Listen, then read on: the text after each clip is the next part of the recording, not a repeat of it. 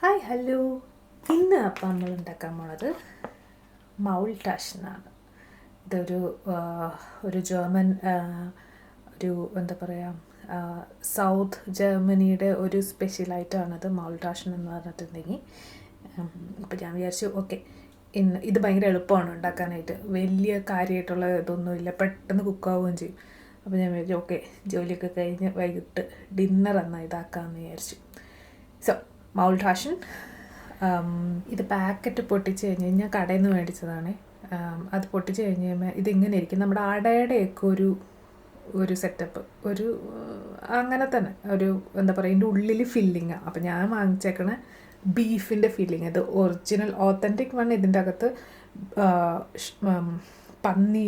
Pork ഇറച്ചീൻ്റെ ഫില്ലിങ്ങാണ് ഇതിൻ്റെ അകത്ത് വരിക. പോർക്ക് ഇറച്ചി മാത്രമല്ല, അതിനകത്ത് കുറച്ച് പല ഇത് മിക്സ് ചെയ്തിട്ടൊരു ഫില്ലിങ്ങാണ് ഇതിനകത്ത് വരിക. ഇത് ഇനി ഒരു 10 മിനിറ്റ് ചൂടുവെള്ളത്തിൽ ഇട്ട് വെക്കണം. അപ്പം ഞാൻ വെള്ളം തിളപ്പിച്ച് വെച്ചിട്ടുണ്ട്. തിളപ്പിച്ച വെള്ളമാണ് ഒഴിക്കണം. എന്തെങ്കിലും ഒരു പാത്രം എടുക്കുക, ഇത് മുങ്ങി കെട്ടാൻ പാകത്തിന്. എന്നിട്ട് ഇത് ഓരോന്നായിട്ട് ഇട്ട് കൊടുക്കാം. എന്നിട്ടത് 10 മിനിറ്റ് ഇങ്ങനെ മുങ്ങാൻ വെച്ചേക്കാം. മുങ്ങി കിടക്കാൻ പാകത്തിന് ഇതാക്കി വയ്ക്കാം. ഇപ്പം മൗൾ ടാഷൻ ഞാൻ അങ്ങോട്ടേക്ക് നീക്കി വെച്ചു. 10 മിനിറ്റ് അത് മുങ്ങാനിരിക്കട്ടെ. അതിൻ്റെ ഇടയ്ക്ക് നമുക്ക് ചെയ്യാൻ പറ്റുന്ന കാര്യം എന്താണെന്ന് വെച്ചാൽ, നമുക്ക് കുറച്ച് ഉള്ളി ബട്ടറിൽ വഴറ്റി കുറച്ച് മുട്ടയും കുറച്ച് കുരുമുളകും മുട്ടയും ഇങ്ങനെ ഇതൊരു മാതിരി നമ്മുടെ കട്ട്ലേറ്റിൻ്റെ ഒരു ബന്ധുവായിട്ട് വരും. അത് നമുക്കിവിടെ ഫിക്കഡല്ലി എന്ന് പറഞ്ഞിട്ട് ഇവിടെ മാർക്കറ്റ് ഷോപ്പിൽ വാങ്ങിക്കാൻ കിട്ടും. അത് വട്ടത്തിൽ തന്നെ ഇരിക്കണം. അത് ഞാൻ അരിഞ്ഞ് ഇങ്ങനെ ചെറിയ കഷ്ണങ്ങളൊക്കെ വെച്ചിട്ടുണ്ട്. സോ എല്ലാം കൂടി ഒന്ന് മിക്സ് ചെയ്തെടുക്കണം.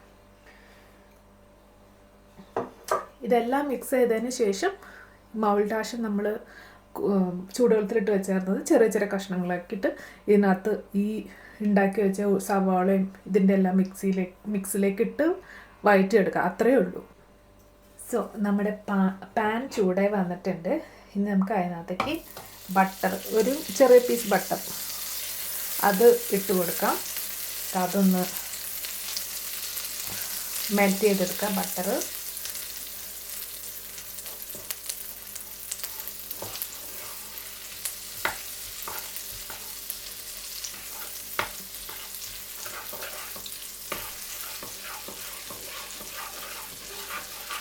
എന്നിട്ട് ഈ മെൽറ്റ് ചെയ്ത ബട്ടറിലോട്ട് അരിഞ്ഞു വെച്ചിരുന്ന സവാള, ഇത് ഒരു സവാളയാണ്, അതിട്ട് കൊടുക്കാം.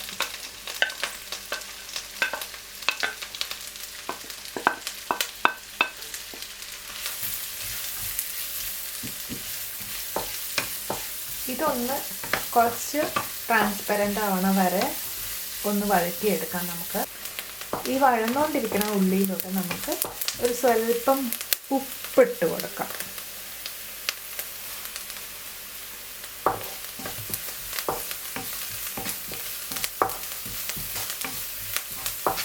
ഇതിനകത്തോട്ട് തന്നെ കുറച്ച് പെപ്പർ പൗഡറും കൂടെ ഇട്ട് കൊടുക്കാം.